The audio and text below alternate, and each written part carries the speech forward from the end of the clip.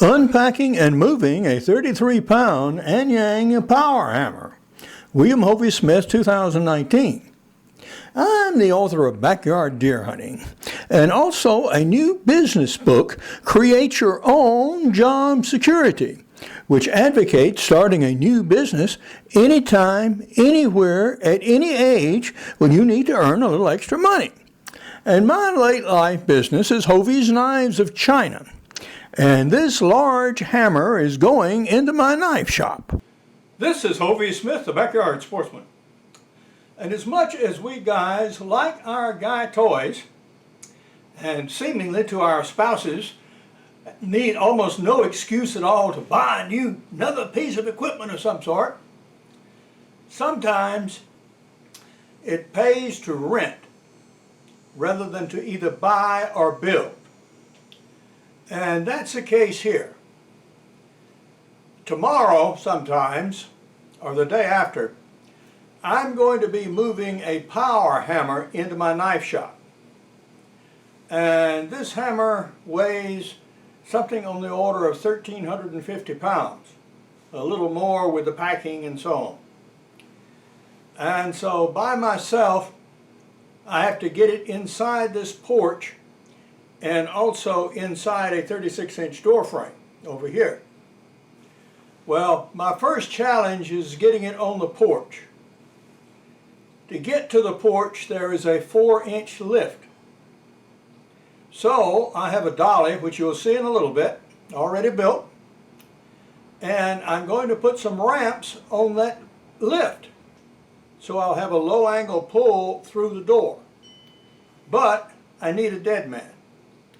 And what a dead man is, if you don't know, is something buried in the ground typically that you use as a stanchion to pull something else against. And my dead man is going to be a steel eye set in this 4 inches of concrete floor. And to do that, I'm going to have to drill a hole. So we have gone by our friendly local hardware store and we have a hole driller. Yep. In short, a concrete drill. And I'm going to drill just one or maybe two holes.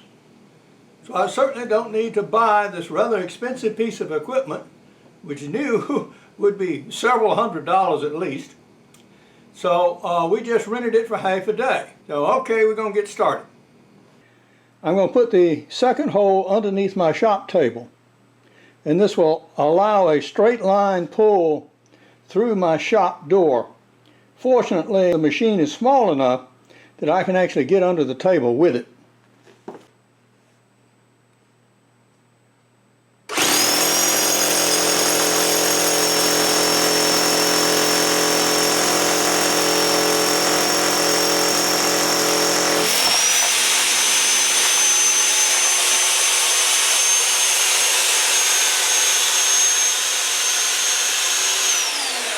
Okay, and that allows me a good clean hole. The formidable looking box on the trailer there is my power hammer. And as you see, I have it on the trailer in my yard, successfully brought down from Macon yesterday. I went and picked it up at the warehouse. Fortunately, the warehouseman had some equipment, so he was able to successfully put it on the trailer and lent me a couple of tie-down straps here. And we slowly crept our way the 70-odd miles from the warehouse to my home here in central Georgia. I have several challenges today, one of which is to move it inside my car shelter there, so I can get the wood off it and actually see the size of the instrument and proceed to move it first inside the porch and then secondly inside the shop. I am probably the world's worst trailer backer, and the dent on one side of my shed there demonstrates that. So we're going to see if we can do better this time and get it as far into there as we can. I actually have a fused vertebrae in my neck, so I can't turn my head very well. Hence, I can't back. So I gave up after 3 tries and decided to use another method. We have things here ready to travel. The little carabiner I'm going to use and that rope is only going to take a few hundred pounds of pressure.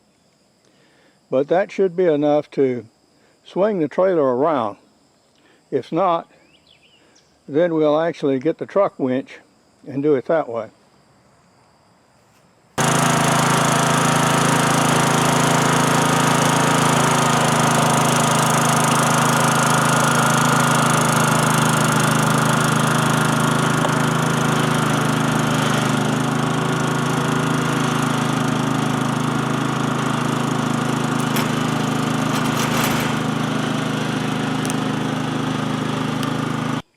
Well, that pull was successful in getting it somewhat straightened up and pointed at a better angle toward the porch. But I still need to get it centered up and onto the porch itself. So we'll do another pull with the tractor, but in the opposite direction.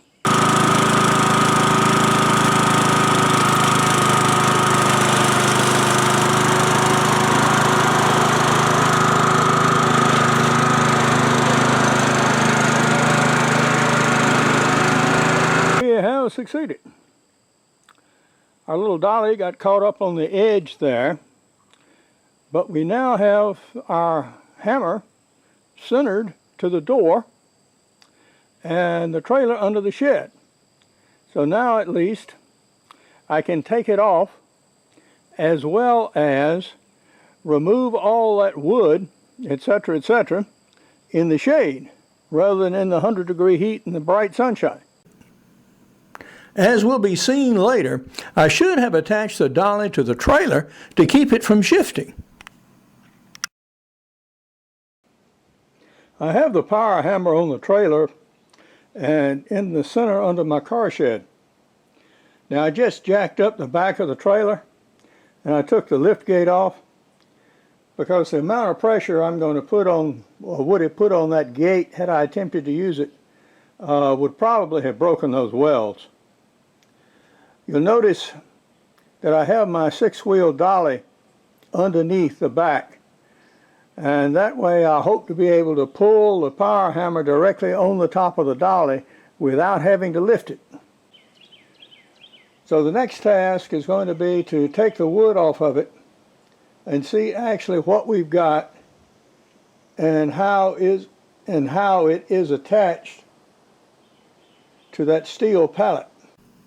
There were about 40-odd screws holding that thin plywood to that steel frame, and I removed them with a small ratchet set. Now, it would have gone much faster had I used a power tool, but I just didn't happen to have one available. We now have the wood off the ends of the power hammer, and we can see what we're doing. The power hammer is bolted down into that steel pallet and also surrounded by a steel cage which forms the backbone of the shipping crate.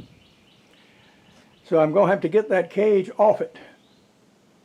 Underneath my shelter here, I don't have enough room to lift it straight off. The protective packing cage is now removed from the base and tilted forward toward you. That's why things look so strange. It's resting on the top of the machine, and in particular the part it's resting on is massive cast iron. So it hitting something up there is just cast iron and machine bolts and nuts. So that's not really going to be terribly significant. Here under my shed I have some tie points on these cross braces. So what I'm going to do is lift that cage and move it forward and pull it off forward. Ask any knife maker and he'll probably tell you that the angle grinder is one of his favorite tools. And indeed it is.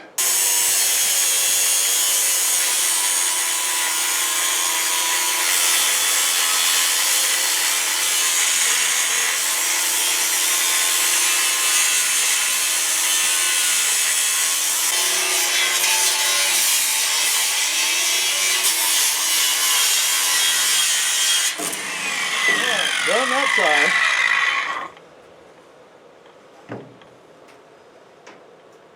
And that's far faster than getting out a cutting torch and doing it that way, I assure you. Plus, we don't get spatter and hot stuff all over our machine. Now that the angle grinder has done its work, the cage can come off the machine.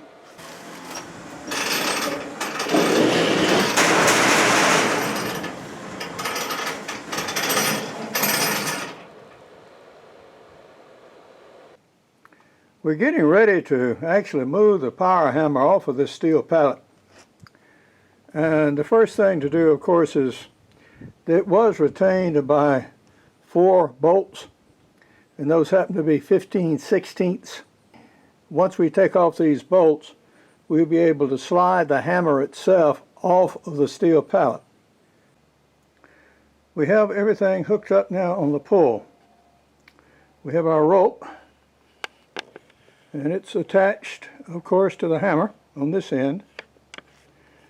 On the other end, going through the door, we have our deadbolt on the inside, which you saw me set first thing, a chain attached to that, and the winch cable from the truck attached to that. When we start pulling on the winch back there, things here should start moving. We've applied tension, and everything is looking as it should. So now we'll see if we can actually get some movement somewhere.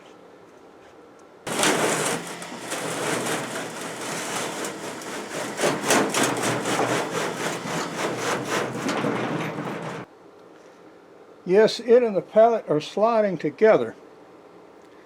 Okay, I need to restrain the pallet now to move it off the pallet, so I need to go and get another restraint here.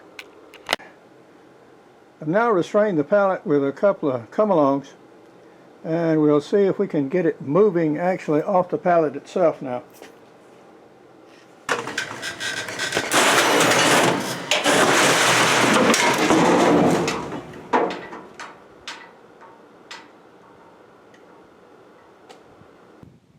After a mishap, we're going to see if we can at least get it erect again.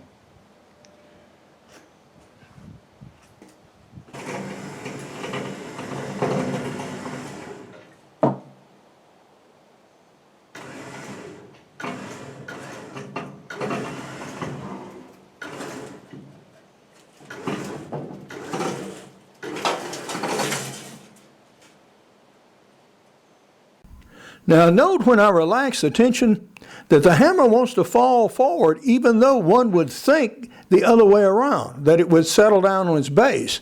But this thing is extremely top heavy and extremely unstable.